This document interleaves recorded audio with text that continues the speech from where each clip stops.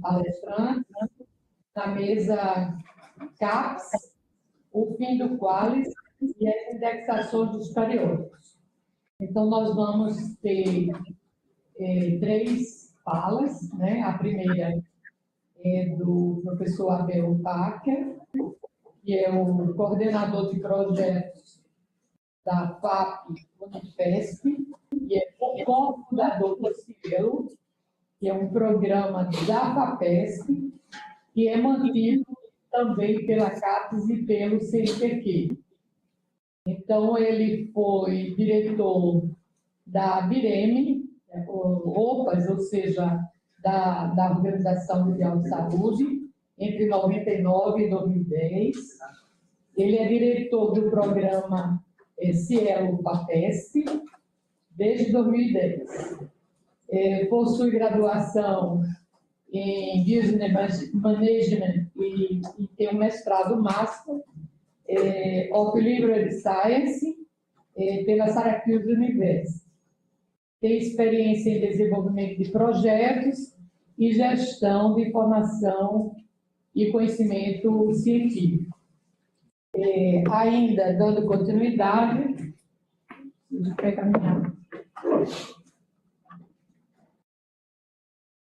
nós vamos também ter uma fala do Paulo, né? Paulo Nascimento, da PUC do Paraná, que é o editor-chefe da URB, que é uma das revistas importantes do nosso campo dos estudos urbanos e regionais. Paulo também hoje é o coordenador do PPGT1, ele pode explicar o que é o T, eu não entendi, né? Não é o territorial, viu, Bia? E Paulo é arquiteto e urbanista. E, mais uma vez, vai falar nossa estrela aí, a estrela do Rio Grande do Norte. Raquel Medeiros, que é da UFRN, do programa de pós-graduação em estudos urbanos e regionais.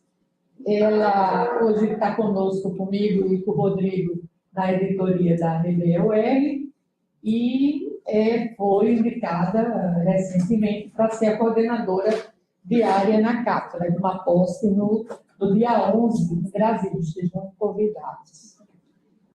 Sara é geógrafa, né? Geógrafa urbana, tem um doutorado em híbrida, tem um doutorado em arquitetura e urbanismo, né? E trabalha no campo da habitação e da habitação de interesse social. Então, nós vamos ter da sequência, nós vamos ter as falas primeiro, de Abel, a quem eu agradeço de antemão ter nos atendido, né, ter confirmado estar aqui conosco nesse momento. Ele teve entrevista, não conseguiu chegar presencialmente, como era desejado, mas se dispôs a fazer a sua fala virtualmente, a quem a gente agradece. Agradeço também a Paulo, e a minha sequência proposta é Abel, Paulo, para a gente não se ver um pouco livre de Sara, depois da continuidade, certo? A fala dele. Então, eu passo a palavra para Abel. Obrigada. Ele está com uma apresentação, se quiser, eu tornei ele apresentador.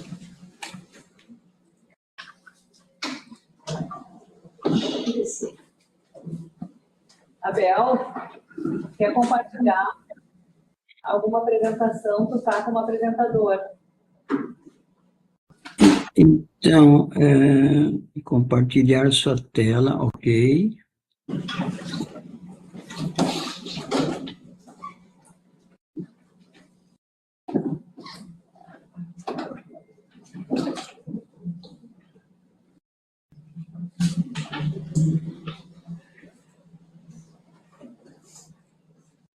Não, né? Você está compartilhando? Sim, compartilhando.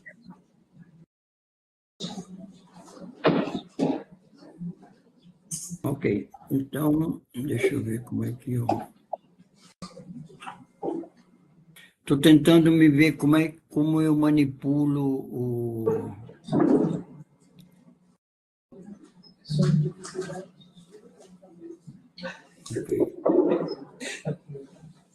Qual é a dúvida, Bel? Ok, quando eu estou fazendo a minha apresentação, eu não estou vendo a sala, então qualquer problema vocês me avisam, ok? Certo. Nós estamos te vendo. Ok, então, começando, né, muito obrigado por essa oportunidade de estar junto no encontro de revistas científicas, né, de planejamento urbano e regional. Sinto muito não estar presente aí, tinha feito toda a minha agenda dessa semana para estar aí, mas não foi. Bom, em todo caso, o que nós estamos, vamos chamar, definindo em função do tema fim do qualis e indexação de periódicos, a ideia nossa, né, de definição é que, embora, né, nós consideramos o fim do qualis muito bem-vindo, né? Aliás, o Cielo vem propondo isso há tempos, e, na verdade, a declaração Dora, né, que vamos chamar, clamava pelo não uso do fator de impacto para avaliação da pesquisa, etc., ela tem 13 anos. Né? Então, esse processo de, vamos chamar assim, mudar a avaliação da pesquisa, dos programas, da produção intelectual, é um processo longo e foi muito demorado, né? E na visão nossa, ela não se dá hoje da maneira ideal, né, completa, e estamos então numa espécie de tempos reformistas, né, e não tanto revolucionários ou uma transição bem segura. E um dos perigos que pode acontecer, no sentido de que se permite na avaliação o uso de periódicos indexados, é que a gente mude tudo, mude algo para ficar do jeito que estava. Né? Então, o grande desafio cabe, na verdade, não à indexação, não aos programas de indexação, não ao CERA, mas cabe aos programas de pós-graduação, a definir o caminho, o roteiro para essa transição. No documento de pós-graduação, que está vigente, 2025, 2030, se destaca uma certa preferência ou recomendação de destacar no processo de avaliação as pesquisas que são comunicadas em periódicos Cielo. Então, eu vou estar, obviamente, aberto a perguntas e curiosidades, mas eu vou falar um pouquinho do que o Cielo vê a questão da indexação. Né? Então, vamos começar pelas funções da indexação na literatura científica. Eu tenho um link aqui para todos os tipos de literatura científica, depois quem tiver acesso à apresentação pode ver, são mais de 30 diferentes tipos, mas, obviamente, o que se está em jogo é a indexação, né, a pesquisa que é comunicada em periódicos científicos. Né? E a função da indexação, ela tem uma primeira função clássica, né, que vem desde da Biblioteca de Alexandria, das tablitas lá do Eufrates, etc., é o controle bibliográfico, é o que existe, né, onde está e como acessar. Nós chamamos isso de controle bibliográfico. Uma segunda função é a função de controle de qualidade, que estou chamando aqui de curadoria, mas é dentro de tudo que existe, como é que nós poderíamos estabelecer, né, critérios de avaliação da literatura ou da produção que está em jogo. Esse processo está relacionado com a função clássica da biblioteca, quer dizer, a biblioteca reúne suas coleções multidisciplinares ou temáticas de acordo com políticas de seleção, né?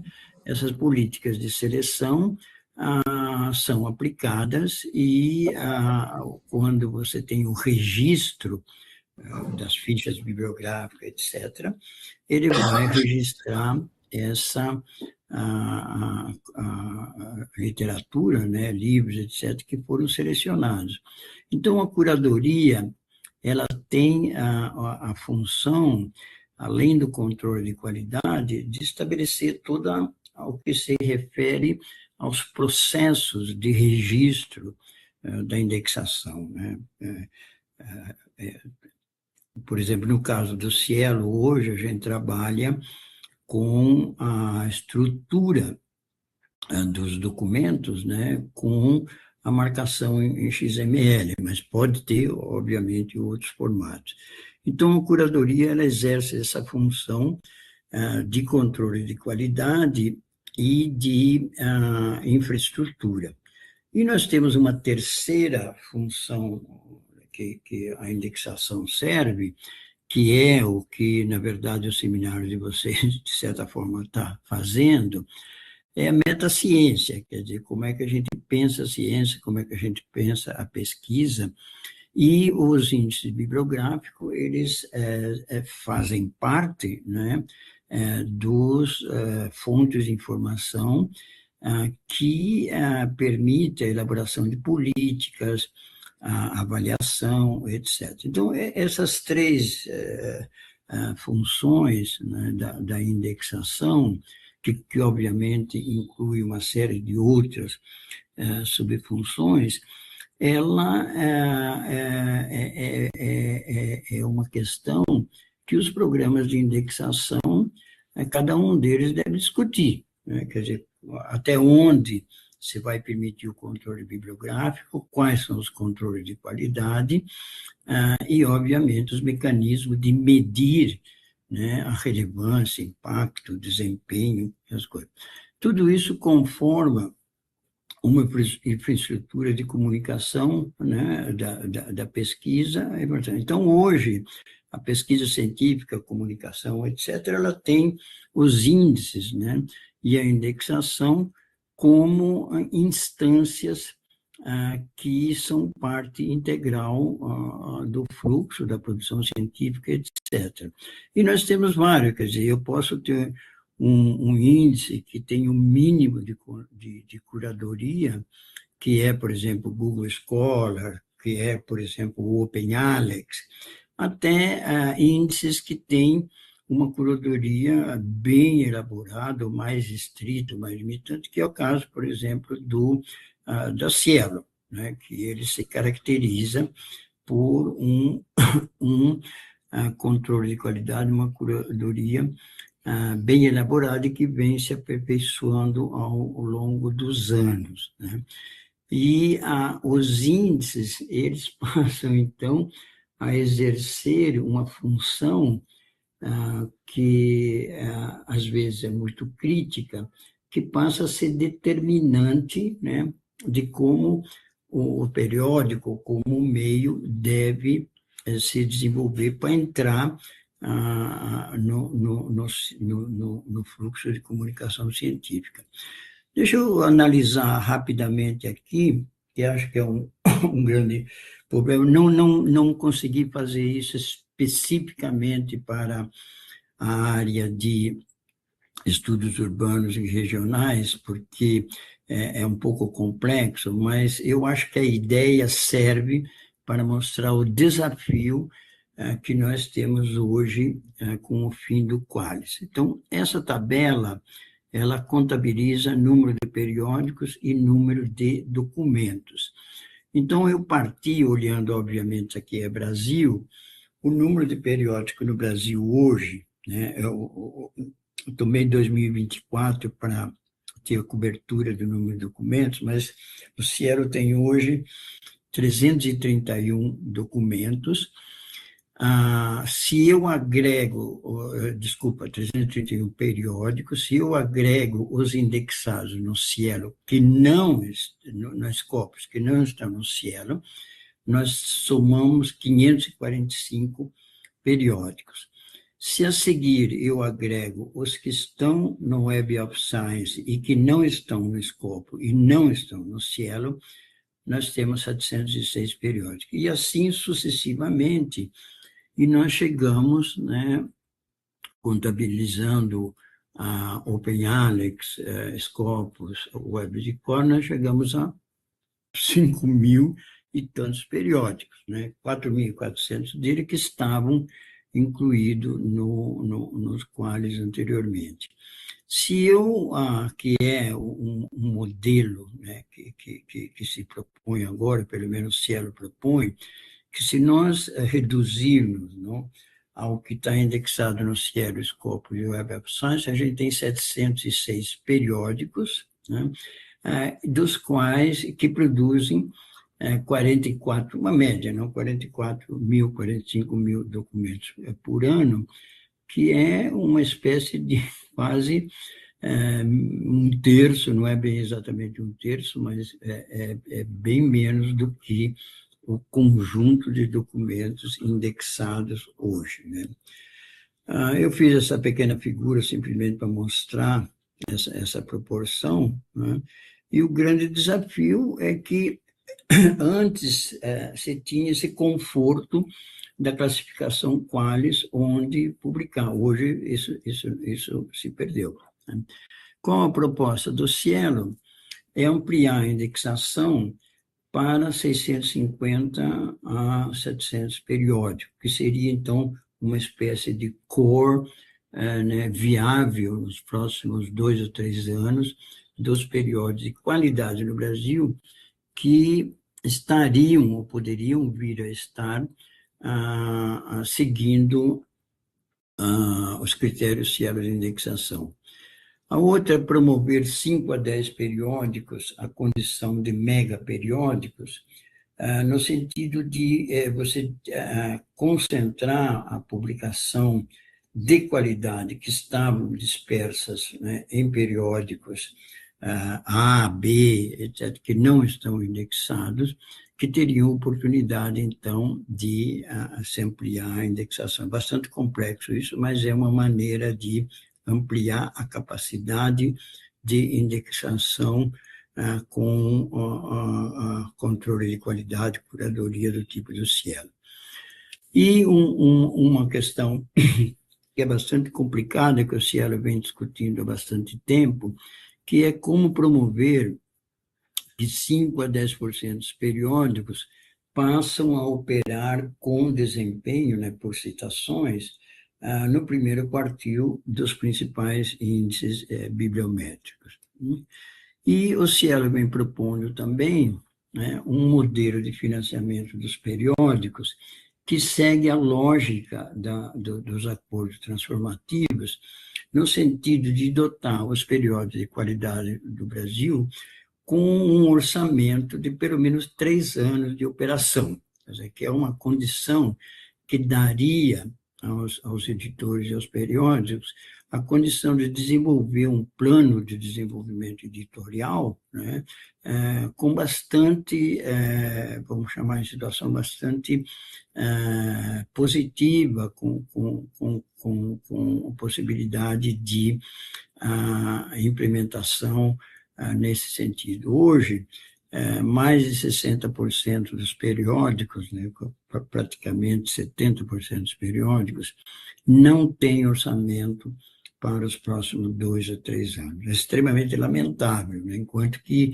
os acordos transformativos, eles são contratos que se fazem com as empresas comerciais por 3 anos. Então, a Elsevier tem uma garantia de 3 anos financiada, obviamente, pelo Brasil e pelos outros países.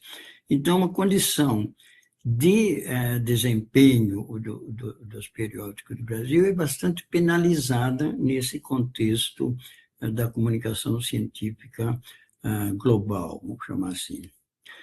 Eu fiz rapidamente aqui essa tabela, também só para mostrar aonde nós estamos, trabalhando na coluna 1, documentos publicados pelos países. Eu selecionei alguns países que o Cielo usa como referência, que são países do BRICS e países de língua diferente do inglês, né? Então, a primeira coluna é documentos publicados em periódicos, a segunda é documento que os periódicos dos países publicam, quer dizer, então, olhando o ciclo completo da produção científica, a expectativa é que você produza artigos, né, manuscritos, pesquisas de qualidade, mas você tenha também a condição de publicar periódicos de qualidade, coisa que no Brasil não existe, por exemplo, né? Como política ou como resultado esperado de uma política. Então, a coluna 3, ela vê a porcentagem, né, da produção científica de cada país em relação à produção mundial, e a coluna 4 é a produção de periódicos, dos periódicos editados nacionalmente.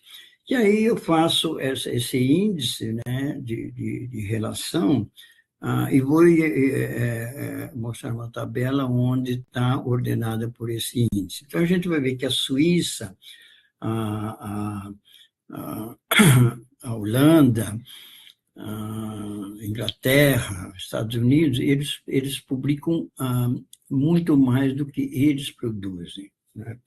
Então, a Suíça publica praticamente 8 vezes mais do que ela mesma publica, enquanto que o Brasil tem mais ou menos 1/3, né? 0,34. Tem também, aí eu coloquei o índice H, não existe nenhuma correlação, não vou entrar em detalhe, mas não existe nenhuma correlação direta em relação a isso, né?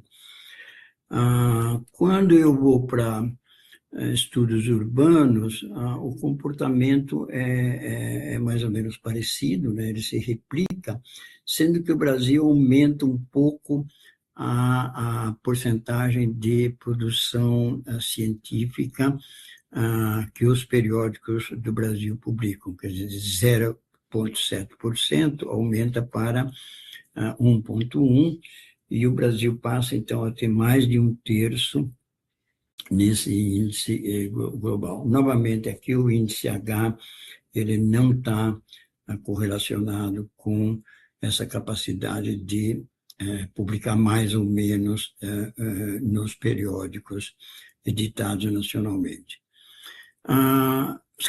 Somente lembrando, né, os critérios de indexação que o Cielo tem, particularmente, que são é o caráter científico, né?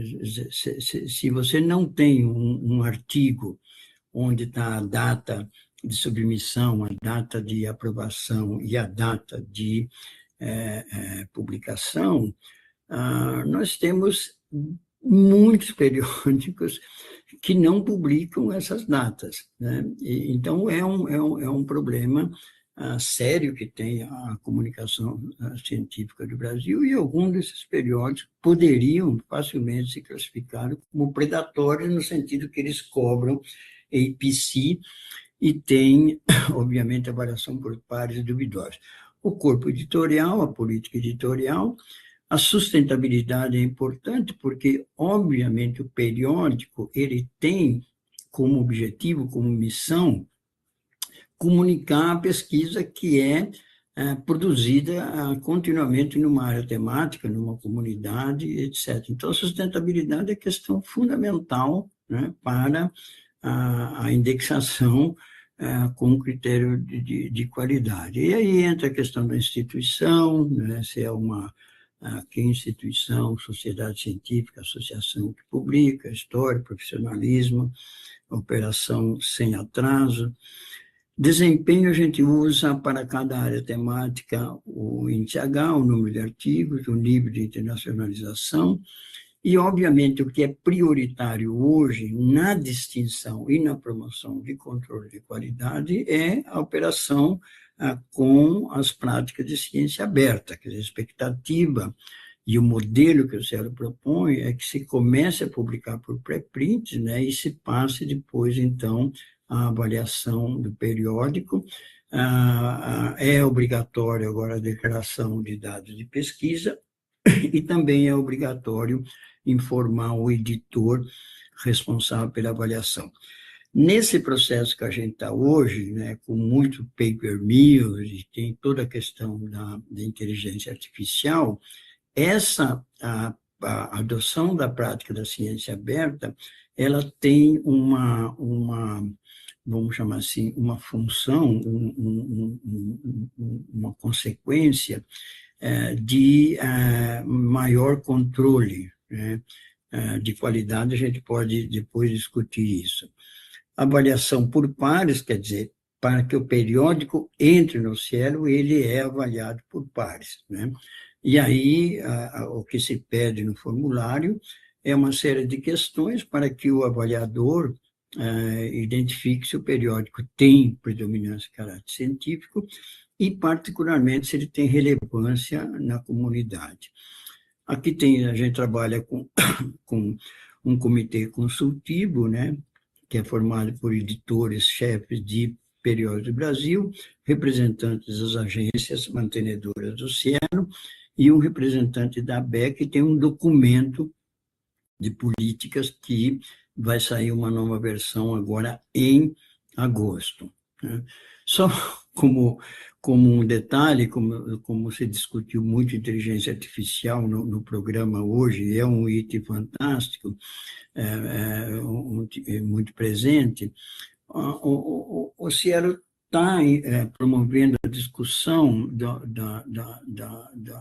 da abordagem de IA a partir de uma consulta que nós fizemos há um ano, né, em 2000, um pouquinho mais de um ano já, aos periódicos Cielo, onde os editores, 99%, já definiam que o uso de IA seria inexorável, e é o que está acontecendo hoje, né? E ele é potencialmente, aqui não está se afirmando, está afirmando que é potencialmente recomendável, vai depender muito das áreas temáticas, obviamente, porque tem área temática que simplesmente o uso de IA não é aceito, né? E aqui estamos falando potencialmente recomendável como ferramenta de extensão da capacidade e da expressão dos autores, editores, pareceristas e usuários. E aí vem o uso de IA como ferramenta de extensão da capacidade e da expressão dos autores, editores, pareceristas e usuários, deve ser naturalmente explicitada na própria comunicação das pesquisas. Quer dizer, o Cielo, depois de avaliar muitas propostas de questionário, onde se pergunta ao autor onde que ele usou IA, quando ele usou, etc., e existe muitos estudos que essa abordagem não dá resultados que se pretende. Então, a ideia é que o uso de IA seja comunicado como parte do próprio processo da pesquisa. E pesquisa cuja responsabilidade intelectual dos autores seja contestável são passíveis de errata ou retratação. Quer dizer, esse é o mecanismo, né, que a indexação tem como controle. E periódico com comunicação de pesquisa, cuja responsabilidade intelectual dos editores pareceristas é contestável, são obviamente passíveis de desindexação. Isso não deve ocorrer no Cielo, mas a gente já teve várias experiências desagradáveis com a indexação de periódicos que optaram, né, por publicar, por entrar em acordos com iniciativas de paper mill. Finalmente, vou mostrar aqui as os gráficos que eu venho mostrando já nos últimos anos, relativos a, vamos chamar, a parte de metaciência, que você poderia pensar em termos de comunicação científica. Esse primeiro aqui, não tem 2025 ainda, que o SNP não saiu, ele mede o impacto normalizado dos periódicos do Brasil no Scopus, porque é, vamos chamar, a melhor amostra que nós temos de periódicos Cielo e não Cielo, e ele mostra que os periódicos Cielo têm praticamente o dobro de impacto normalizado que os não Cielo. Né?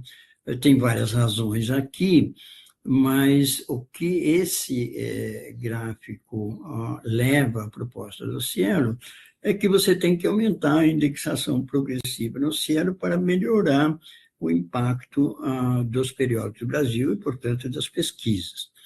E esse daqui é também no Scopus o indicador, né, Field Weight Citation Impact, impacto normalizado por ano e por área temática, onde a gente mostra que nos últimos 10 anos, de 2016 para 2025, o impacto normalizado, na verdade, vem caindo, não obstante a política do Qualis e a política que ainda permanece hoje, é que se você publicar lá fora, você vai ter maior impacto. Então, esse gráfico mostra uma queda muito grande da produção científica do Brasil em periódicos do Brasil, e isso não reverteu ainda, né, na aumento do fator do impacto do Brasil, né?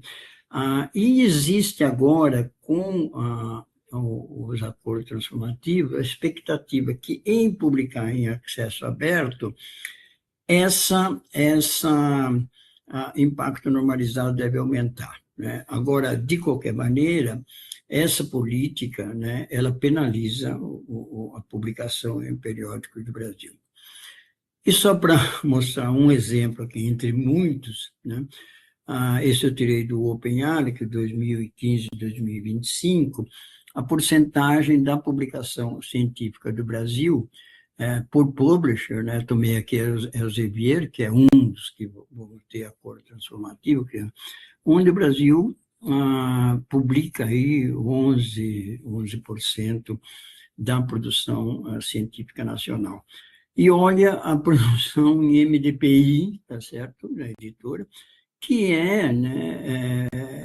tem bastante dúvidas em relação ao processo de curadoria, ao processo de controle de qualidade, a questão de como é feita a avaliação por pares, etc. Então, aumentou de 2024 para 2025 o dobro, né, da porcentagem, né?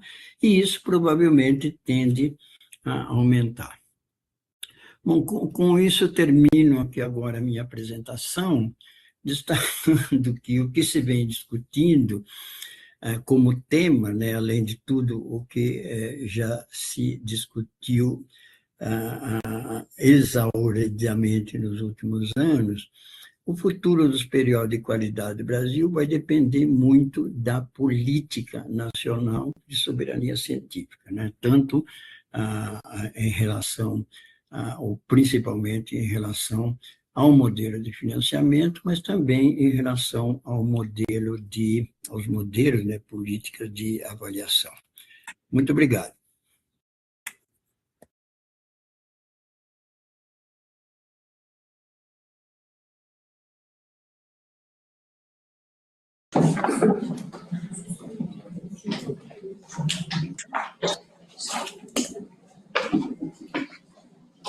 Bom, eu agradeço, né, o professor Abel, e vamos dar sequência com a apresentação de Paulo. Obrigado. Aqui. Não, só.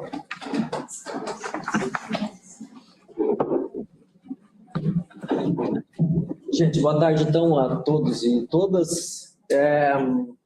Tentando aqui me comprometer com Sara com os 15 minutos. Queria começar agradecendo pelo convite da Livramento, da Sara, do Rodrigo, para estar aqui, falar um pouquinho. A ideia era falar um pouquinho da experiência da URB com o processo de indexação, mas eu trouxe uma sugestão um pouquinho diferente, passar por isso, mas mais do que isso, falar um pouco de uma proposta de debate da gente pensar isso coletivamente na área, né? Acho que muito do que a Bel falou e do que a gente imagina de indexação, tradicionalmente a gente olha para isso como uma ação individual do editor, da editora-chefe, como algo de uma revista ou de revistas tratadas individualmente. E a minha ideia aqui é que a gente possa talvez pensar isso como algo coletivo, porque depende de recursos humanos, de recursos financeiros, de uma estrutura de financiamento que, como quase todos aqui sabem, é difícil a gente ter a longo prazo no Brasil, né? O que a Bel falou sobre o modelo de financiamento e o financiamento de 3 anos, ou enfim, de mais anos que só editais específicos CNPq para anos específicos, seria fundamental para a gente poder imaginar que mais periódicos da área tivessem indexados, seja no Cielo e depois nas outras bases. Bom, seguindo aqui meu roteiro, queria lembrar que além dos ERCPURs, algo que a gente discutiu na sessão especial de editores que a gente teve na Nampur de Curitiba, mas que também foi um pouco assim, ecoando o que a gente discutiu lá em Belém, quando o Pedro Novaes ainda era editor da RBU, depois daquela sessão especial, né? A gente fez uma roda de conversa lá em Belém, depois fizemos em Curitiba, nos ERCPURs a gente sempre tem essa troca, né? E talvez, depois a gente pode no debate ver a percepção, mas eu acho que talvez uma percepção comum é um conjunto imenso de desafios. Tem questão com parecerista, tem questão com autor, tem questão de prazo, tem questão de equipe, de recurso, de questões técnicas, né? De marcação XML, de normalização, como trabalha com isso. E aí a questão da indexação quase que aparece como um desafio a mais, né? Puxa, mas agora, além de tudo isso, a gente tem que lidar com a indexação. A minha proposta aqui é tentar olhar a indexação menos como um desafio a mais, mas talvez como uma rota que vai congregar todos esses desafios. Lá em Curitiba, no ano passado, na nossa roda de conversa que Carminha e Everaldo mediaram, essa ideia da transição do Qualis era uma angústia muito comum, né, para todos nós, e como que a gente ia lidar com isso. Bom, esse breve histórico acho que é interessante para a gente imaginar a indexação não como algo burocrático, mas muito mais como algo estratégico para a gente imaginar as revistas da área. E aí, tudo que a Bel falou sobre os benefícios da indexação, eu imagino que a gente possa coletivamente imaginar nessa janela, com o final do Qualis e com esse posicionamento do Cielo, uma janela de que várias revistas da nossa área possam passar a estar lá, e estando lá, a gente, inclusive, possa ter mais visibilidade e impacto em outros cenários. Então, eu organizei minha fala em 4 pontos, tá? O primeiro deles é essa ideia de que a indexação, então, ela está no centro do debate editorial. Imagino que nesse ERCPUR e nos próximos, qualquer discussão que a gente vai ter vai passar por isso. Na ficha da avaliação da área de planejamento urbano, ao menos, né? A parte quantitativa de avaliação dos programas contabiliza artigos publicados em periódicos indexados, ou no Cielo, ou no Scopus, ou na Web Science. Então, isso leva com que, naturalmente, os programas vão, de alguma medida, valorizar essa questão da indexação, com várias questões que a gente pode problematizar aí, mas ela está no centro do debate. Isso passa, por um lado, pela visibilidade das nossas revistas, né? Então, à medida que a gente vai entrando nessas indexações, tem uma capacidade de circulação dos artigos maiores, você acessa outras arenas de leitores, de debate, isso vai levar com que a gente tenha um número maior de citações, de visibilidade de outros públicos, recebendo melhores artigos, então tem um ciclo virtuoso importante, mas que ele não está desassociado dessa questão dos programas e pesquisadores e como que nós, não só como editores, mas como pesquisadores, a gente escolhe onde a gente vai publicar, né? E aí o risco puxa, se a gente só olhar para revistas indexadas, a gente tem grandes revistas da área importantes que ainda não estão em uma dessas 3 bases, por exemplo. E aí como que a gente consegue garantir que essas revistas tenham condições de indexação e que a gente consiga valorizar elas para além dessa métrica quantitativa da avaliação da área? Essa me parece que é uma questão importante. E aí, então, o meu argumento é que, mais do que uma chancela externa, a gente considere a indexação como um projeto editorial de longo prazo. E para a Ampur, e aí uma sugestão, lógico, aqui para a associação, pudesse ser uma bandeira de apoio às revistas da área, né? Então, quais são os grandes gargalos técnicos ou de financiamento das revistas que, de alguma medida, a Ampur pudesse apoiar ou mediar junto ao CNPq, ou de alguma maneira estabelecer canais adicionais de comunicação para fortalecer esses pontos. Então, a gente sairia de uma lógica técnica administrativa de pensar a indexação como, bom, tem DOI ou não tem? Fez a marcação XML ou não fez? Tem um registro persistente? Como que está no site, política editorial? Tudo isso é importante, lógico. Mas mais do que isso, para a gente discutir outras coisas que talvez esse fórum aqui, que é um espaço privilegiado, sejam mais estratégicas do que a questão operacional mesmo da indexação, né? E isso me leva para o ponto 2, que eu acho que existe esse risco de a gente tratar a indexação como um checklist. Então tá, o que eu preciso fazer para estar lá? E aí me parece que é muito mais como que a gente fortalece o projeto editorial de cada revista e atende a esses requisitos, do que a gente olhar os requisitos simplesmente como um checklist, né? Porque senão, de fato, ele fica operacional e a gente corre o risco de perder a identidade editorial de cada revista e a identidade editorial da área, que é algo que é super forte para nós. Se a gente for imaginar, quando a Sara falou na mesa anterior, né? As revistas da área não são só as revistas de planejamento urbano, a gente tem uma série de áreas e aí uma perspectiva interdisciplinar, como que a gente mantém isso e responde aos desígnios de indexação. Então, a ideia é passar de uma leitura mais instrumental, ou seja, como que eu entro numa determinada base, para uma leitura mais estratégica. Que tipo de arcabouço editorial que a gente poderia ter coletivamente que daria condições de mais revistas estarem indexadas e também depois de permanecer indexadas. Porque uma coisa é ser aceito em uma coleção, né? E a outra é se manter nela depois. Isso tem uma série de implicações que eu vou desenvolver depois. Então, a indexação não seria um fim em si mesmo, é muito mais uma rota que a gente possa considerar isso e traçar essa rota. Ela é menos óbvia, talvez, do que parece. Então, ao invés da gente olhar para cada critério operacional, como que nós, num fórum de editores da área, a gente consegue dizer, puxa, esses 5 ou 6 pontos talvez são um desafio comum para várias revistas, e se a gente conseguir passar deles, muitas vão ter melhores condições de indexação nessa base. E aí não é só porque o Abel está aqui, porque eu já falei isso em outros fóruns, mas eu acho que o Cielo é um referencial estratégico para nós, porque se a gente falar em indexações, tem várias bases, é lógico, né? E aí o Cielo tem, bom, primeiro, um posicionamento estratégico no que a Abel chama de política de soberania científica. Então, a gente, olhando para os critérios do Cielo, a gente está valorizando a presença do Brasil e a ciência brasileira, tem um compromisso com ciência aberta, que também é super importante, e aí a minha sugestão é, puxa, vamos olhar para a Scopus Web Science como uma camada complementar depois de indexação, mas se a gente tiver mais revistas da área no Cielo, acho que a gente consegue uma capacidade de estar presente nesses ambientes muito, muito melhor. Bom, então a ideia é que a gente olhe para os critérios do Cielo não como uma barreira de entrada, mas como uma maneira de a gente poder organizar a própria trajetória de consolidação das revistas e talvez coletivamente uma trajetória de consolidação das revistas da área, né? Algo que em alguns outros momentos a gente discutiu nos Zenampurs, no Icipurs, era inclusive uma dificuldade assim, da gente conseguir se reconhecer como editores da área, assim, de conhecer todos, né? E de saber dos desafios que cada um enfrenta. Então, a gente tem uma rota possível coletiva, é a minha sugestão aqui como algo para a gente debater na sequência, e que pontos seriam esses que constituiriam então, uma referência de política editorial na área de planejamento urbano e regional.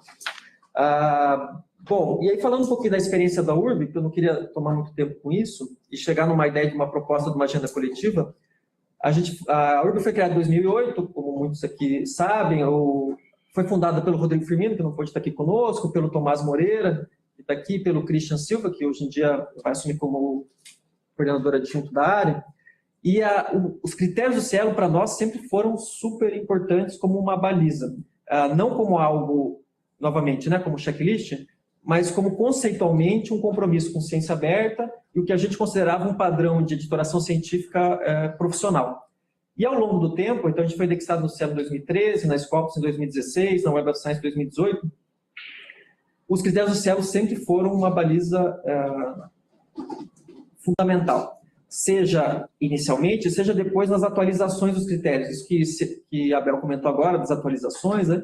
Então o Cielo tem um papel indutor importante da política de ciência aberta no Brasil. E a gente olhar para isso, por exemplo, a questão da disponibilidade de dados, questão de interoperabilidade, da marcação XML, como que a gente lida com a avaliação por pares, tudo questões que o Cielo foi induzindo o debate, talvez possam nos ajudar a pensar essa rota comum. 4 grandes aprendizados que talvez eu destacaria da URB é que a indexação foi um processo, e é um processo, né, de longo prazo, acho que a gente não consegue imaginar isso em 6 meses ou um ano, mas muito mais como um projeto editorial de longo prazo. Isso exige equipe e rotina editorial, que sempre é um desafio para todos nós, né? Ou seja, como que a gente tem uma equipe de apoio editorial para as rotinas cotidianas, como que essa equipe ela é mobilizada e tem compromisso de atuar, ou seja, o que o Cielo sempre falou como uma profissionalização da editoração científica. Um terceiro é que, a partir do momento que a gente alcança a indexação, tem outro patamar de complexidade também, né? A quantidade de artigos que você passa a receber são muito maiores, então como que você lida com as avaliações, que critérios que você vai usar para fazer filtragens, como que, um pouco do que Sara falou na mesa anterior, antes do almoço, para a gente poder ser justo com os autores, mas também privilegiar que os avaliadores recebam bons artigos para avaliar, ou seja, tentar de alguma medida equilibrar isso. E aí a gente recebendo, né, que é mais ou menos o patamar que também a RBU recebe, entre 450, 500 artigos por ano, como que você lida com esse conjunto todo? Então tem uma dificuldade de indexação e uma segunda dificuldade que é, ao estar indexado, como você permanece indexado e lida com esse outro ambiente que você acessa. E aí um quarto, talvez um aprendizado nosso, ou enfim, algo que a gente poderia compartilhar, é manter uma identidade editorial para além dos indexadores, né? Ou seja, a revista tem o seu projeto editorial, ela atende aqueles requisitos, mas ela continua com o seu compromisso de um projeto que ela se propõe a comunicar como ciência. E aí eu chegar, então, nos últimos minutinhos aqui, com uma sugestão muito singela, né, de uma agenda coletiva para a área que a gente pudesse pensar. Em eixos comuns de ação, a gente poder sair do eixo puro, então como que a gente aumenta as revistas da área que estão, de fato, ou que têm condições de serem indexadas, né, no Cielo? Minha sugestão, se a gente pudesse promover um diagnóstico editorial compartilhado das revistas da área, perdão. Quais são as necessidades comuns, né? Se a gente tem questão de gargalo técnico, talvez assim, um grande palpite seja, de fato, a parte de produção de marcação XML dos artigos, que tem um custo específico, como que a gente financia nas universidades, como que a gente lida com isso. Tem possibilidade de cooperação entre as revistas de alguma medida para compartilhar aprendizados específicos.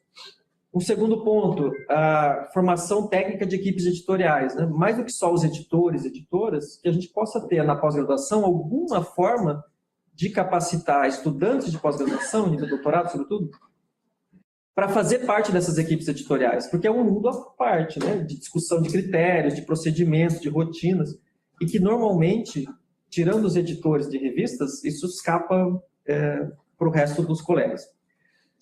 Pensar a possibilidade de cooperação entre essas revistas indexadas que estão na nossa área e aquelas que estão em processo de indexação. E aí algo que eu considero estratégico é a gente defender financiamento específico e de longo prazo para as revistas, que é um pouco do que a Abel falou, né? Os editais do CNPq, eles saem, a gente nunca sabe se vai sair no ano seguinte ou não, sai para um ano só e sempre com recursos muito limitados. Então a gente ter financiamento de longo prazo para as revistas, me parece que é algo central para a gente poder imaginar uma capacidade de indexação maior das revistas da área. E como fazer isso tudo preservando a pluralidade epistemológica da área de planejamento urbano. Talvez essa seria uma sugestão de uma agenda coletiva da gente imaginar que no próximo Ercipura a gente possa olhar para um conjunto maior de revistas da área indexadas no Cielo. Me parece que seria uma rota interessante para explorar. Então, a gente passaria de uma questão, né, que revistas que conseguiriam estar numa determinada base, para uma pergunta maior, que é qual que é o arcabouço que a gente quer construir da área para que mais revistas sejam capazes de entrar e sustentar essa indexação. Talvez, assim, falando da experiência da URB e desses anos todos que a gente teve trabalhando nisso, me parece que essa estrutura de fundo que aparece menos do que os critérios que estão lá nos manuais de cada uma das bases, elas são fundamentais para a gente poder discutir os critérios, porque senão a gente vai ter um conjunto de editores individual. Deixa eu desligar aqui hoje. Um conjunto de editores, a gente tentando, de alguma medida, responder individualmente a coisas que coletivamente podem ser muito melhor construídas. Então, essa é a minha proposta, na verdade, muito mais para abrir o debate do que para fechar a experiência da URB. Obrigado.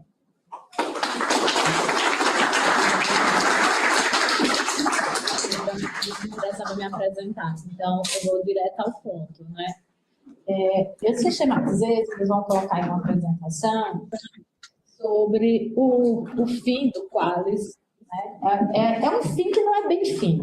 Eu já tinha conversado com alguns colegas que esse Qualis, né, o último divulgado agora, foi divulgado em 2024, é quase um Qualis eterno, né? Porque a gente sabe que as universidades ranqueiam produções para distribuições dos editais internos a partir do Qualis, até porque é uma forma de ler todas as áreas, é uma métrica para ler todas as áreas.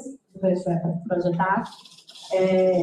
Algumas fichas de avaliação ainda tem lá o termo Qualis, que é uma coisa, né, bem estranha, assim, acabam dizendo, vão ter outros parâmetros de avaliação. Acho que até o Zé Ricardo lembrou disso, né, na época que eu estava conversando, tinha visto também. Mas a gente fez um exercício assim, de sistematizar brevemente o que é o Qualis. Pode começar para isso aqui, né? O que é o Qualis nas 3 áreas de avaliação que são mais representativas na Ampur, né? A área PLUD, arquitetura e urbanismo e geografia, né? A primeira questão, assim, para não ficar bem repetitivo, né, o peso na revista e não na produção, que criava uma distorção entre pesquisadores que buscavam a nota da revista em vez de quadro do artigo. Então, se a revista era o trabalho era tido como excelente, mesmo que nunca fosse lido ou citado. Então, a gente pode ir para o próximo. O fim do Qualis é colocado pela CAPES com um alinhamento internacional, né? O Abel já falou aí sobre a Declaração de São Francisco, adora, né, que a gente tem a necessidade de olhar para as práticas da publicação, então não ficar mais com esse peso do produtivismo e, sobretudo, da questão da revista. Por fim, algo que não é insignificante, a redução do custo, né? Então, o Qualis tinha um custo operacional para a CAPES bem elevado, de vários artigos sendo avaliados, já foi avaliado de forma repetida, então existia o Qualis, se você tinha um artigo publicado por um professor da área, ele tinha que ser avaliado por aquela área, e você tinha vários Qualis para a mesma revista, então dependendo da área, ela tinha um Qualis, quer dizer, ali um retrabalho, até que houve uma evolução para a gente ter o Qualis de área, então onde a revista onde tivesse mais produção, né? Então, se ela tem muita produção da PLUD, ela vira a área mãe a PLUD avalia é o Qualis único. Isso não foi suficiente, porque a gente vinha justamente com essas reflexões internacionais. O Brasil era o único país que ainda estava mantendo um ranqueamento nacional. A CAPES também recebia uma enxurrada de judicialização das próprias revistas. Olha, era aí eu fui rebaixado, como é que isso funciona? Porque também tinha um peso, né, para a revista, para a instituição. Então, por um bom tempo, a CAPES quis também tirar essa missão, porque ela estava todo o tempo colocando, olha, a gente avalia programas e não revista, não faz sentido a gente ter um investimento em recurso público com esse trabalho.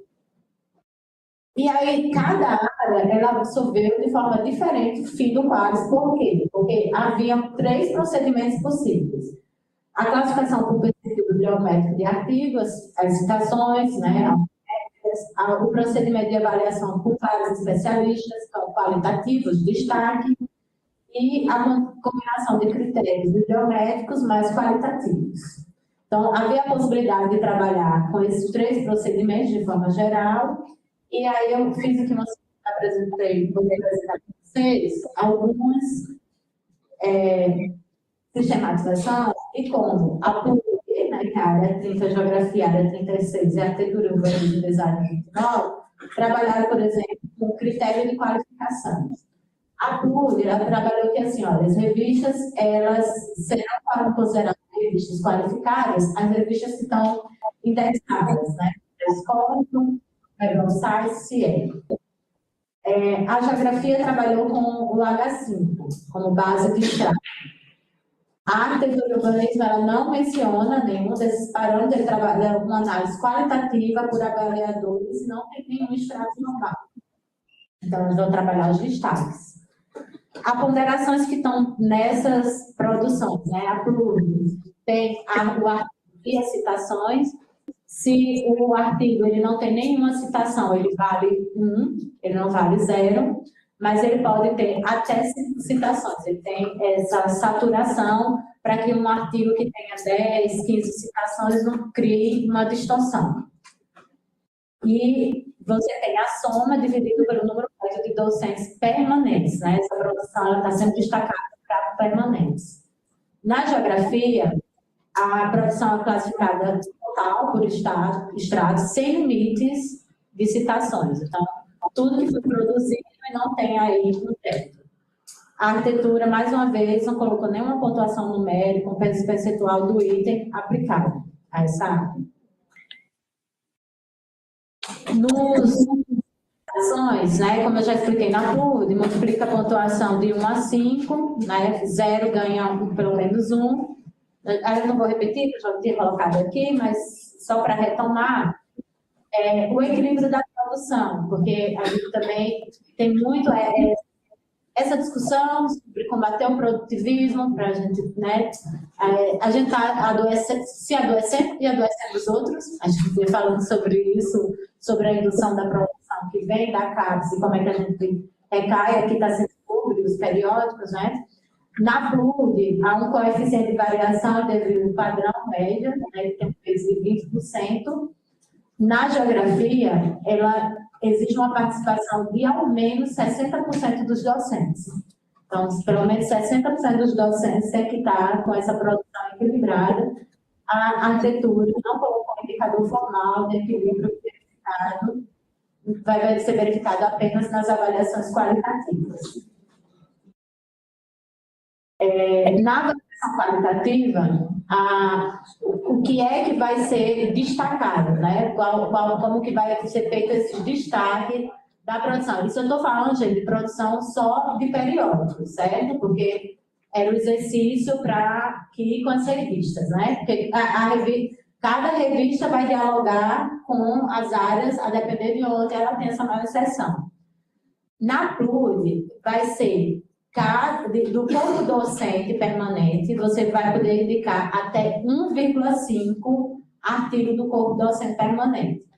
Então, pode ser que tenha um professor que você destaque 2 e outro você destaque 1. Não é necessário 1,5, é a média, né? Mas eles daí também têm a ideia de você também não concentrar, destacar 4 artigos de um professor e deixar 2 ou 3 sem destaque, porque aí você vai no desvio padrão, né? A Arquitetura, a Geografia, já trabalhou com 2 e chama muita atenção que um é autoral e o outro podendo ser coautoria. Isso são os critérios desejáveis, né? Está lá no 2.4.6. Sobre esse ponto eu vou fazer um comentário, né? Porque o CNPq sempre faz essa referência quando o pessoal às vezes vai... O CNPq não, né? Os avaliadores de produtividade às vezes falam assim, determinado professor não tem artigo autoral, mas na CAPES, pelo menos na PLUD, a gente tinha feito um movimento contrário de que os artigos na pós-graduação, eles são fruto também do processo formativo, o que para a gente foi uma discussão bem mais ampla, porque a gente vem de uma área onde muitos pesquisadores têm uma formação de uma produção autoral, que não publica com aluno, né? Então, assim, foi uma discussão que foi feita na PLUD e a Geografia retomou essa ideia do artigo autoral na sua avaliação. Então, o professor vai ter que destacar um artigo autoral. Eles também usam autor correspondente, que essa nomenclatura se dá com a pessoa que submete o artigo na revista e que faz todo o trâmite de comunicação, né? Então, eles também usam essa nomenclatura. A arquitetura ela vai ter produção destacada por docente, e aí tem uma escala que eu não coloquei aqui, mas depende do tamanho do programa. Então, programas, né, o PPGAL da USP, né, é o maior programa, acho que é um dos maiores, inclusive, das humanidades, se não for de todos os programas, né, são tão grandes. Eu nem sei esse número, é imenso. Então, eles vão ter realmente um número de destaque maior do que um programa que tem 14 professores. Eu confesso que eu não peguei essa escala para trazer aqui para ele ficar um pouco maior. A apresentação. A política da equidade de gênero no cálculo, a área PRUD, eles se inseriu, foi inserido, né, a questão das docentes mulheres de até 49 anos, elas são excluídas do denominador. Então, naquele item de distribuição da produção, as mulheres com abaixo de 49 anos, elas não entram nesse denominador para dividir, né, o cálculo. Então, é a ideia de mulheres que estão na idade, que estão, né, têm filhos ou estão filhos pequenos, toda essa questão de gênero que foi colocada. Na geografia, tem a menção de discentes e docentes em licença maternidade ou parental ser excluído do cálculo geral. Né? Para a arquitetura e urbanismo, é bom destacar que ações afirmativas no planejamento estratégico são avaliadas qualitativamente.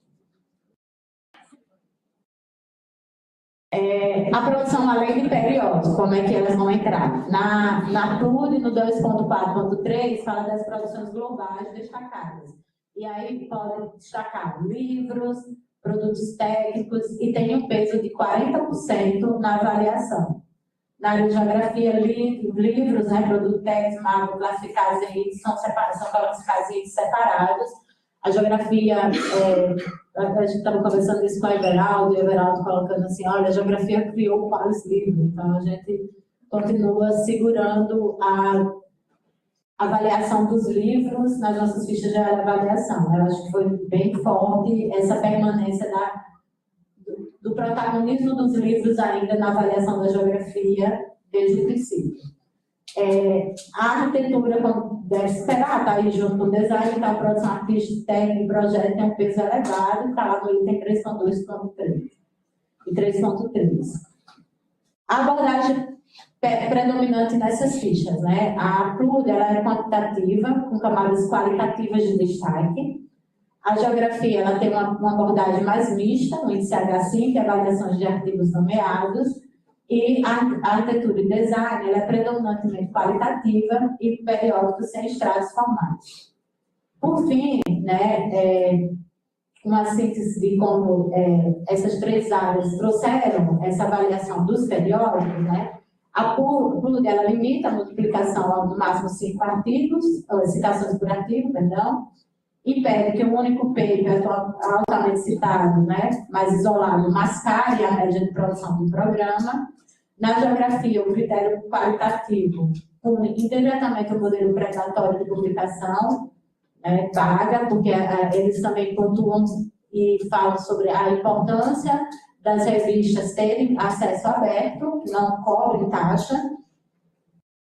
E arquitetura e design, o julgamento da produção periódica ocorre de forma concentrada na amostra de produção destacadas enviadas pelos programas. Avaliando se os canais de publicações escolhidos se situam nas faixas de excelências estipuladas pela comissão de área. Então, as três áreas, né, da forma como a ficha está, elas têm desafios, precisa se entender como é que está sendo colocado.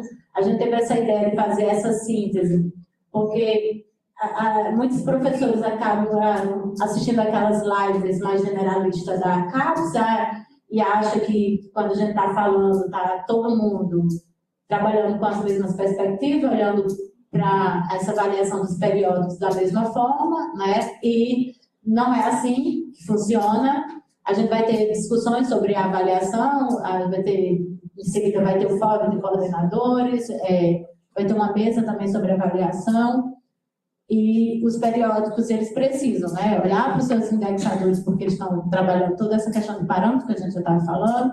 A área pública está valorizando os indexadores, a gente, particularmente, né, está aqui como revista, também vê que outros indexadores poderiam ter sido inseridos, né, que também tem importância e tem relevância dentro da circulação das revistas, mas esse é um processo também de construção coletiva, de análise, de crítica e de aperfeiçoamento.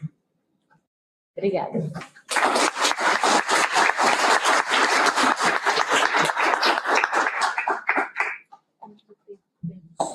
Aí é com a organização. É com a organização. Bom, nós temos algum tempo ainda, é isso que eu queria saber, em relação aos 15 minutinhos. Vocês podem?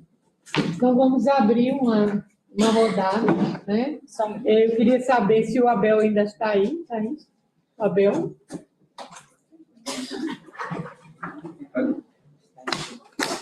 O Abel está aí?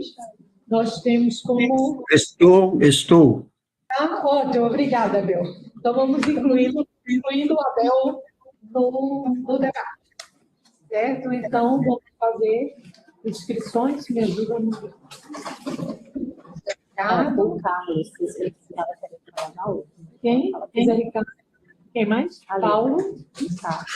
Paulo e... Atrás do Paulo. Como é o nome dele? Acho que é Carlos, né? Carlos,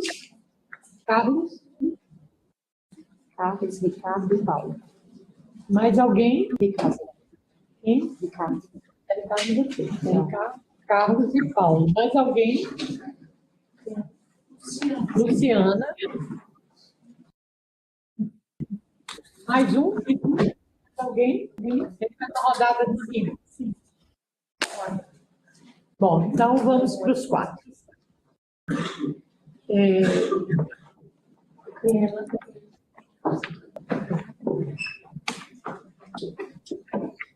Cadê a menina aqui? Eu estou pensando... Quer pegar esse aqui, Zé? Pega o outro. Eu estou pensando bastante nos encaminhamentos, tanto sugeridos pelo Paulo, pelo Abel, enfim, como botar em marcha as questões que foram colocadas aqui. Acho que tem um primeiro movimento, né? Essa questão do financiamento dos periódicos, realmente, né? A gente adotou a medida agora na RBU de não cobrar dos autores a revisão, né?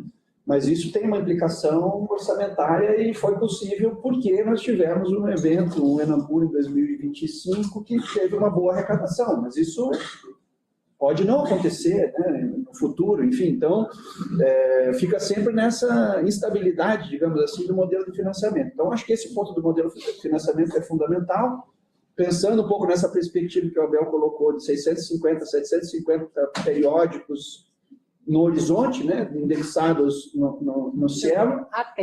Até. Ele colocou, são 300 e alguma coisa que já são indexados. Numa perspectiva de ter 650 a 750. Eu não tenho exatamente esse valor mais recente, né, mas o valor até onde eu vi disponibilizado, que o custo do portal de periódicos da CAPES em 2023 foi de 546 milhões, sendo que praticamente 500 milhões desse custo é para o pagamento das editoras. Fico imaginando se 10% desse valor, 50 milhões, em 500 periódicos, seria 100 mil reais por ano, que é mais ou menos o nosso custo da RBU, só para fazer uma referência breve. Né? 10% do valor que é hoje pago para as editoras internacionais. Acho que esse é um movimento fundamental. Eu queria pensar aqui em como a gente bota isso em marcha. Acho que tem uma questão que não é só Ampur, pelo seu tamanho, a sua capacidade de incidir nesse processo, né?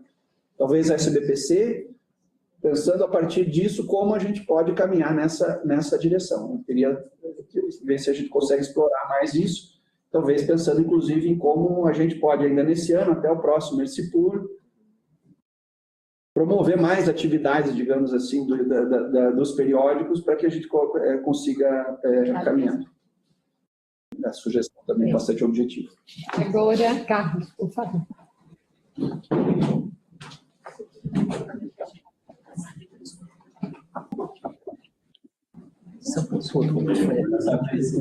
Mi nombre es Carlos Torres, yo soy el editor general de la revista Bitácora Urbano Territorial de la Universidad Nacional de Colombia.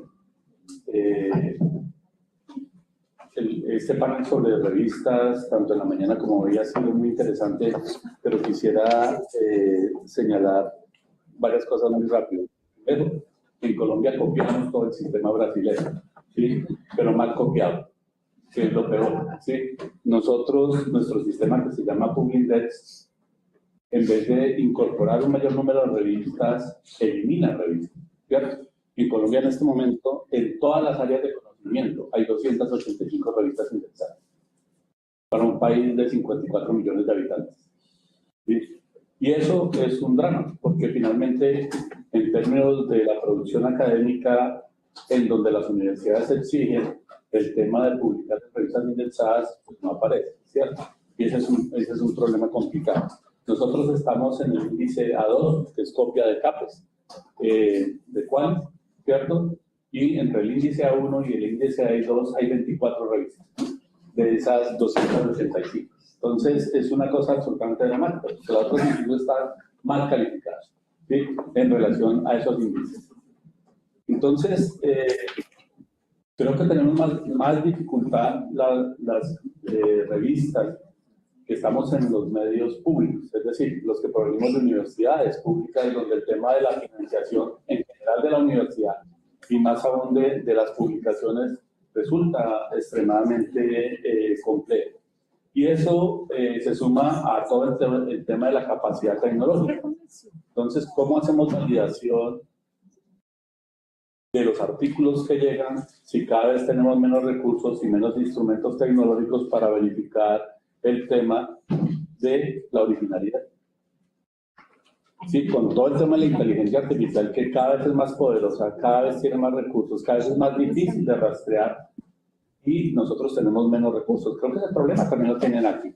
Y esa es una pregunta que tenemos que hacernos, porque ¿qué hacemos frente a ello, ¿cierto? Y uno no le puede transferir esa responsabilidad simplemente a los pares evaluadores, porque tampoco tienen los instrumentos o la capacidad.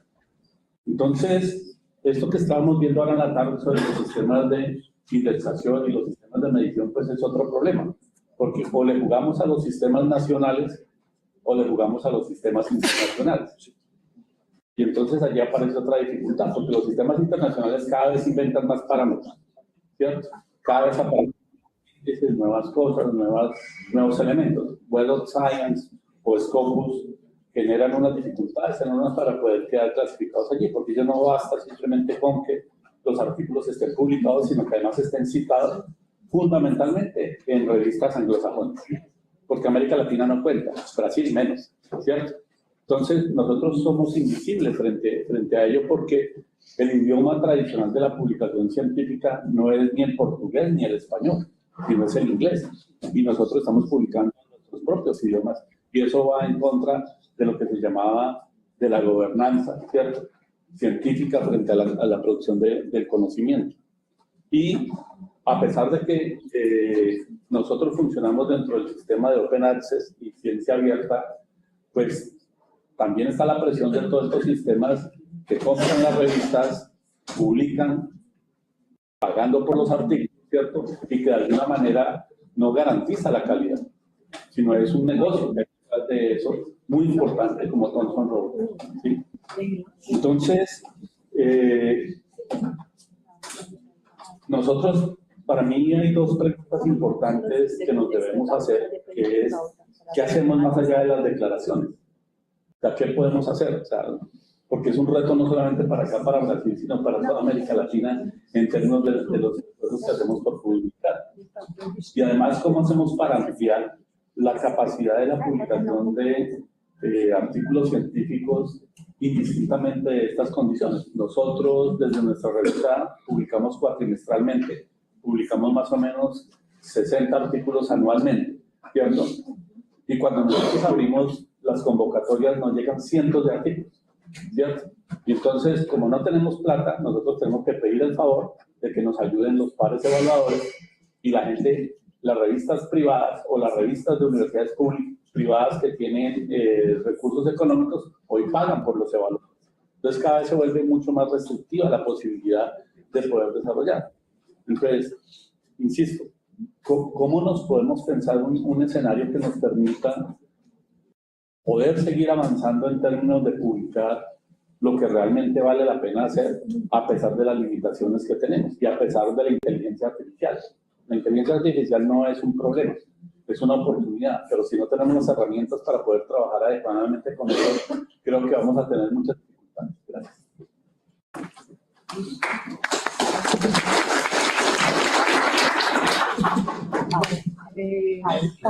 Eu acho que o microfone está funcionando agora. Ok, eu acho que talvez funcione o sem fio. Esse outro funciona melhor. Boa tarde, Paulo Reis, aqui do Douglas. Eu queria fazer uma reflexão aqui para a gente, que é o seguinte: o Qualis, principalmente para a Sara, ele muda agora, né, ele já muda um pouco menos da metade do quadrilho, né, já perdeu um ano que a gente não tinha os critérios agora da indexação. Então, muitos dos programas, nós damos uma realidade nossa aqui, mas imagino que a maioria dos programas que está na PLURT acontece a mesma coisa, a gente vinha estimulando os professores, tanto para o credenciamento como para o credenciamento, e para editais professores novos, quais de 1 a 4. Então, agora, a partir de quase da metade de segundo ano já do quadrilho, muda todos os critérios, significa que a gente precisa retomar essa discussão dentro do programa, realterar os critérios de credenciamento e recredenciamento, para chamar novos editais de professores, quando a gente vai ser avaliado durante os 4 anos. Então, é como se a gente fosse avaliado em cima de uma produção que ela já não existe mais. Né? Então, eu queria saber se vai ter algum momento de discussão que a gente vai relativizar essa passagem. Assim, parece que a gente estava assim, com uma BMW boa e a gente é uma corrida de Ferrari, então a gente está um pouco atrasado em relação à tecnologia. Obrigado. Agora é Luciana.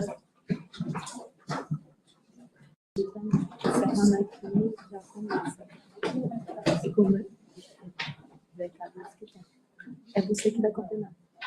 Oi, boa tarde. Eu sou Luciana, da FURB Blumenau, e eu edito, junto com o professor Ivo Tais, a Revista Brasileira de Desenvolvimento Regional. Gostaria de parabenizar as 3 falas do Abel, do Paulo e da Sara, e comentar um pouco, de forma rápida, a experiência nossa, que é de uma universidade do interior, também responsável por muitas universidades que estão aqui pela interiorização da pós-graduação, e as nossas revistas, mesmo pequenas, elas desempenham um papel muito importante na divulgação científica. E é interessante ouvir o Abel falar que a Cielo vai estar ampliando o número de revistas, mas talvez não seja esse o caso para as nossas revistas, porque são revistas pequenas que querem continuar fazendo a divulgação científica dessa forma, sendo pequenas, e também tentando apresentar um trabalho de qualidade. E eu penso que nos nossos eventos, tanto no Enampur quanto no SEDES, nós sempre fizemos discussão, essa ideia de que o Qualis seria descontinuado já vem de algum tempo, e nós estamos discutindo exaustivamente isso, sempre pedindo uma transição justa, que faça com que todas as revistas tenham seu espaço. E a gente acabou se deparando, nos últimos critérios de avaliação, que a Sara tão bem apresentou, com o que está colocado, e que, comparativamente com outras áreas, nos deixa numa posição muito delicada. Então, o José Ricardo, hoje pela manhã, falou para além dessa discussão dos periódicos, a gente precisa entrar numa discussão da própria avaliação. E, eu posso parecer romântica, mas pensar principalmente na qualidade e tentar rever essa ideia da quantidade, que a Sara falou, está levando a gente a adoecer, e também cobrar dos estudantes que cada vez mais estão fazendo pós-graduação e trabalhando metas inalcançáveis. Eles ficam ali trabalhando sábado, domingo, feriado, prejudicando a própria vida e a saúde para ficar atrás dessas metas. E eu acho que essa é uma discussão urgente, tanto para a coordenação diária quanto para a ANCUR. É muito importante. E esse espaço aqui, eu acho que é um espaço privilegiado. A gente ouve as pessoas e pensa, nossa, não sou só eu.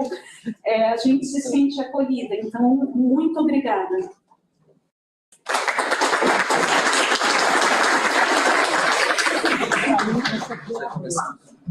Primeiro para a Bel, a Bel vai falar primeiro. Vou seguir a ordem das apresentações. Então, eu vou devolver a palavra para o Abel, em seguida para o Paulo e para a Sara. Eu pergunto a vocês se 5 minutinhos está bom para cada um. Viu, Abel, por gentileza, 5 minutinhos. Muito boas questões.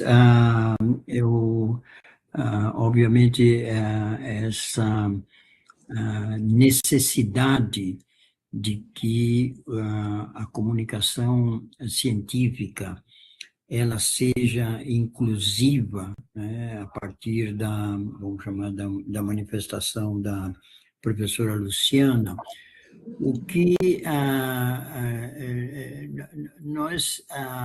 vantagem de terminar com o Qualis é terminar com o produtivismo científico que ocorria e ainda ocorre. Quer dizer, a ideia, em vez de você escrever 5 artigos por ano, 4 artigos, você escreva 1 artigo, 2 artigos de alta relevância, né? Que é uma das, vamos chamar assim, expectativas que essa mudança de avaliação venha a ocorrer. A indexação na Cielo, nós poderíamos fazer um experimento com a ANPUR, em que tomemos os periódicos que não estão indexados na Cielo e poderíamos fazer de imediato um estudo de avaliação para ver, né, segundo os critérios do Cielo, quais os periódicos que poderiam vir a ser indexados no prazo de 1 ano ou 2 anos, né, com uma estratégia de, enfim, capacitação, treinamento, etc. Essa é uma solução. Eu estou apresentando soluções bem práticas, né? A outra solução, que é uma solução que teria que ser uma decisão, vamos chamar assim, transcendental, seria que um periódico já indexado na área, como, por exemplo, a URB ou outro, se transformasse num mega periódico, onde ele incorporasse mais áreas ou mais abordagens editoriais com a convergência de outros periódicos. Eu sei que isso parece uma loucura, mas se nós temos uma visão da comunidade da área, poder-se-ia, né, que um periódico passasse a integrar, quer dizer, ele deixa de existir, ele converge, ele faz o merge com um periódico já indexado e fica responsável por uma área de edição com submissão pré-definida, etc. E seriam mecanismos para a gente convergir a área, né, para um processo onde a visibilidade fosse promovida. Esses e outros processos que estão em discussão exigem um compromisso da comunidade em, por exemplo, não é, fazer revisões de qualidade em tempo curto para os periódicos do Brasil. Quer dizer, se você recebe um manuscrito para revisar, trate mais prioritariamente o periódico do Brasil do que o periódico de fora, e não o contrário, como acontece. A segunda coisa é você levantar de manhã, dormir à noite, passar a semana e perguntar quantos você citou de colegas de artigos. Quer dizer, tem que se formar uma grande aliança para se orientar a produção, a comunidade, etc., para esse conceito que não deve ser chauvinista nem reserva de mercado, mas ao contrário, que é uma soberania científica proativa para participar, não é certo, do fluxo global de informação científica.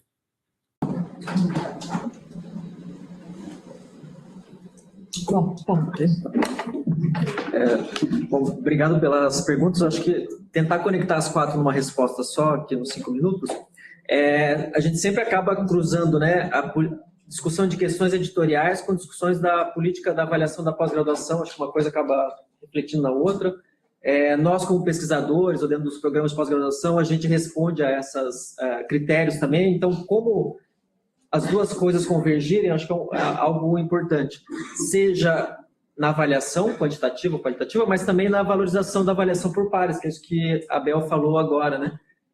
A gente faz avaliação de artigos muito mais por compromisso nosso, né? Assim, com a área, com o conhecimento, do que por algum tipo de valorização nos itens da ficha da CAPES, ou, enfim, de outra métrica qualquer. Então, acho que, de alguma maneira, a avaliação por pares ser mais reconhecida nas atividades da pós-graduação, isso pode ser interessante, vai gerar melhores pareceres, e aí a gente, de repente, supera vários dos problemas que todos nós aqui enfrentamos na gestão dos periódicos.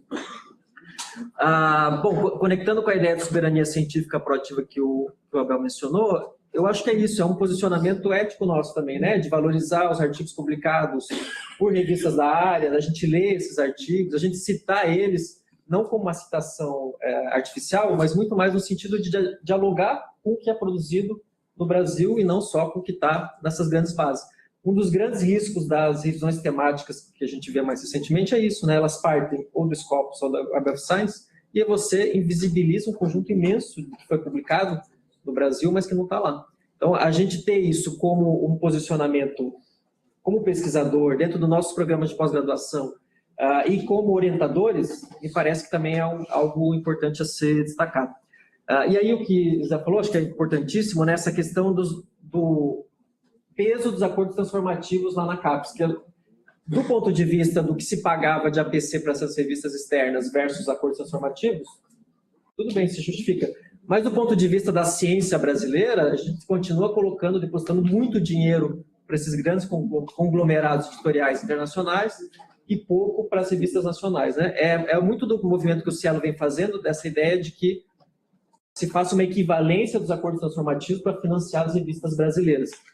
E aí me parece que seria sensacional essa convergência, né? Essa ideia que o Abel deu de um estudo de avaliação de potenciais revistas a serem indexadas também é bem interessante, porque eu acho que daí dá para estabelecer esse diagnóstico da área e quais seriam os principais pontos prioritários de avanço. E, por fim, só para falar um pouco, dialogar com o que o professor Carlos colocou sobre os centros de conhecimento, acho que é sempre um desafio para nós, né? Na URB a gente já teve essa discussão várias vezes, porque a gente publica artigos em português, espanhol, inglês, em uma única língua, né?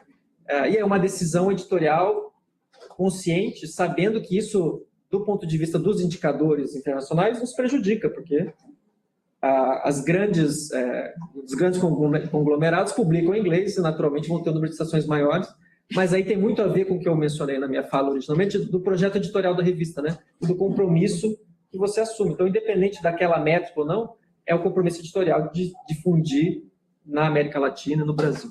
Acho que é isso para ficar nos 5. Acho que eu pego aqui. Acho que chega. Ok. Eu vou me concentrar nas duas questões assim, que foi sobre a questão da avaliação foi o de Paulo e da Luciana, já que os outros foram bem contemplados, né? Paulo, na verdade, essa ficha ela foi divulgada, o documento diário foi divulgado em 6 de maio de 2025. A portaria, tem uma portaria CAPES, né, a 109 de 2025, ela estabelece todo o rito do ciclo avaliativo. E, de fato, a gente passou, né, no ciclo avaliativo anterior pela judicialização, pelas mudanças que ocorreram no meio do ciclo, todos nós acompanhamos isso, e essa portaria ela estabelece, por exemplo, que no meio tempo que acontece no 3º ano, que vai ser 2027, a gente possa avaliar as métricas que estão em vigor e projetar mudanças para o próximo ciclo. Então, de fato, serão essas as regras do jogo, né? É importante, sim, discutir essa ficha de avaliação, porque é nela que vai pautar a avaliação desse ciclo 25 a 28, mas ela está divulgada desde 25. E isso que a Luciana colocou, Luciana, chegou um momento que as pessoas me convidavam muito para esse seminário de autoavaliação. Acho que eu já estava também fazendo esse caminho para lá, né? E no seminário de autoavaliação eu também falava sobre essa questão da nossa tragédia dos comuns, né? Quando eu entrei na pós-graduação, essa métrica que a Bel colocou era a métrica que eu entendia, né, que se entendia na nossa área também como desejado. Você tem um excelente artigo por ano, a gente naquela época falava no A1, né? Ou você ter 6 artigos, porque um era A1, o outro ia ser B, mediano, assim. Mas, antes da pandemia, a nossa média da área pública era 6 artigos. A gente pulou para 9, depois isso ficou desmedido. Assim, eu cheguei nas visitas de programa, onde a média de publicação com o professor estava mais de 20 no meio tempo. Então, assim, a gente tem colegas que estão numa publicação absurda e depois, assim, adoece, claro, gente, não tem quem dê conta. E eu disse que a gente estava falando, né? Assim, tem programas que, para defender, para manutenção de bolsas, tem uma exigência para os alunos que eu me questiono se essa exigência, a gente não foi formado com essa exigência, a gente está repassando para os alunos que precisam fazer dissertações e testes de qualidade. Uma dissertação, eu acho que a maior curva de aprendizado que um discente tem é durante o mestrado, porque em 2 anos é quase, gente, como a curva de aprendizado que você tem na infância. Você saiu da graduação, o que você fez mais autoral e mais desafiador foi um trabalho de conclusão de curso, um TFG, e cada disciplina você tem um artigo, você tem que aprender a escrever criticamente, você tem que aprender a pesquisar, e você tem que ter 2 artigos, um artigo por ano, para manutenção da bolsa ou para você poder defender. Então, assim, o que a gente está fazendo, né? Essa discussão, assim, eu venho fazendo com os colegas e, de fato, se todo mundo acha que tem que produzir bem para o programa estar posicionado, vai todo mundo entrar nessa loucura e a avaliação é comparativa. Então, que bom que a gente possa refletir e dizer, olha, a gente não precisa das nossas vidas para a gente ter uma boa produção e ter uma produção de qualidade. Se todo mundo tem essa consciência, a gente pode trabalhar com uma média que seja uma média que reflita também os nossos esforços, mas também que reflita a nossa qualidade e que nos projete para muitos anos, porque ninguém vai se aposentar com 10 anos, né? Então, a gente vai ter muitos anos para trabalhar. E que a gente esteja com saúde até lá também, né? Isso é importante.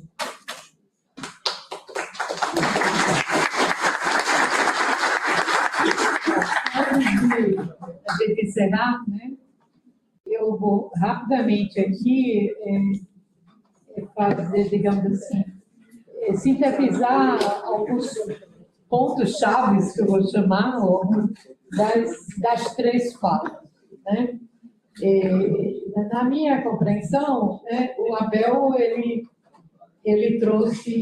colocou 3 questões que foram, digamos assim, orientadoras e são importantes para a continuidade dessa discussão. Ele falou de uma questão importantíssima, que é a ideia do modelo de financiamento dos periódicos. Quando ele terminou de fazer propor as metas, né, do Cielo, ele coloca essa proposta que o Zé Ricardo retoma, né, com a ideia de como a gente colocar isso em marcha. digamos assim. Então, esse é um ponto, eu acho que é uma questão de praticamente de todas as revistas do modelo de financiamento, né? A outra coisa que eu gostei, viu, Abel, muito, você falou que a IA é algo inexorável e que é potencialmente recomendável. Eu não vou entrar nessa seara, não, eu não discuti de manhã, mas eu penso dessa forma também, certo? E ainda ele falou de uma coisa que eu acho que agrega toda, não só a discussão do próprio Abel, mas muito do que foi colocado aqui, que é a discussão da soberania científica, que eu quero voltar a ela depois, que eu destacar as questões do Paulo e as de Sara, né? Eu gostei muito, Paulo, da sua proposta de pensar a indexação como central no debate editorial. Eu acho que essa ideia, ela agrega, essa noção, ela é agregadora, certo? E eu acho que ela está muito associada à discussão da identidade editorial. Eu não queria pensar aqui a identidade editorial de cada revista. Eu acho que a gente poderia discutir uma identidade editorial para a área, porque isso chega lá na questão que o Abel coloca da soberania científica. E eu queria lembrar uma coisa que eu acho que é muito própria da nossa área e que, factualmente, eu acho como possível, porque a nossa área, que são os estudos urbanos e regionais, é uma ciência, digamos assim, aplicada, certo? Nós estudamos a nossa ação, a nossa pesquisa, ela é uma pesquisa aplicada. Então, acho que não é difícil, digamos assim, é possível, factível, pensar a identidade, né? Por quê? Porque ela está ligada ao território, ela está ligada a muitas questões que são próprias do nosso contexto, né? Então, essa é uma questão. Aí, a fala de Sara, ela trouxe duas coisas que uma rebate em cima das discussões que o Abel fez no modelo de financiamento, que é a discussão da redução do custo, que a CAPES traz, mas a CAPES coloca ela colocou uma questão que também é importante, que é a ideia do alinhamento internacional. E essa ideia do alinhamento internacional, ela vai reverberar na nossa discussão da soberania científica. E nós somos, em toda essa discussão, principalmente com a CAPES, nós somos pressionados com a ideia, com a questão da internacionalização, né? Das avaliações da CAPES, ninguém chega em nota 5 se não tiver a comprovação da internacionalização. Então, a gente fica muito tensionado, é muito conflito, ao mesmo tempo que a gente identifica e acredita que a gente precisa, digamos assim, fortalecer a nossa soberania científica e que a gente tem, a nossa área é propícia para isso, certo? Nós somos instados à internacionalização. Então, eu acho que a gente precisa discutir muito o que seria essa internacionalização também. Né? E a internacionalizar? Né? A gente... É espelho, é similitude ou é diálogo? Certo? Ou é diálogo? A minha visão é o que nós aprendemos quando a gente amplia as nossas pesquisas no campo internacional. Por exemplo, eu, particularmente, a minha pesquisa internacionalizada, ela sempre foi no campo dos estudos comparativos. Ou seja, para Carlos aí, a minha discussão é o que eu aprendo com você e o que você aprende comigo. Né? Então, eu acho que a gente precisa fazer essa discussão também do que é internacionalização, certo? E não eu querer fazer a ciência igual a que os Estados Unidos faz, o Reino Unido e a URSS. Então, eu acho que... E aí eu tinha uma questão que Sara não vai responder, mas quem sabe quando ela chegar lá na CAPES mesmo, né? Porque aí ficou assim a ideia de dizer, poxa, eu não quero aqui avaliar o que, digamos assim, o que era o Qualis, digamos assim, o quanto ele foi positivo ou negativo, mas era o único ranking próprio que a gente tinha. Por mais que a gente não goste dele, era o que a gente tinha. E aí o que fica agora para ela, que vai nos representar lá na CAPES, o que é de fato que nós vamos colocar no lugar. Certo? No lugar do Qualis. Porque está todo mundo, olha, se não acharmos o que colocar no lugar do Qualis, o Qualis vai, entendeu? Ele vai virar um mostrengo, porque nós vamos, a comunidade científica, não somos nós só dessa área, não. Todo mundo vai continuar com a referência do Qualis. Então, para mim, é urgentíssimo que a CAPES retome alguma coisa no lugar do Qualis. O que vai ser reposto, eu não sei. E o que cada área vai propor para isso, eu espero que a gente consiga, no debate, digamos, dar boas sugestões, né? Porque ainda tem um dilema, porque, como vocês sabem, o CNPq, ele trabalha, a visão do CNPq é individual, é autoexplicativo. É o que eu produzo, o que você produz, o que ele produz.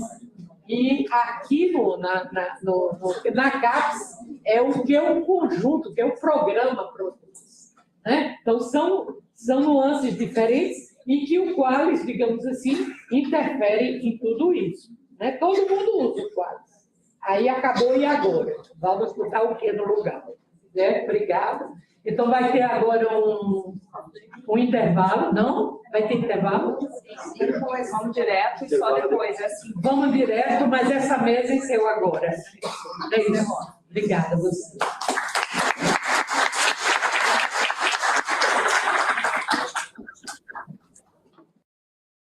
Agradecer ao Abel. Obrigada, Abel. Abel, muito obrigada. Obrigada, Abel. Obrigado, tchau. Um prazer muito grande. Estamos aqui fisicamente. Se fez presente. Foi muito presente, foi muito bom. Muito obrigada. Tchau, tchau. Obrigado. Deixa eu perguntar uma coisa.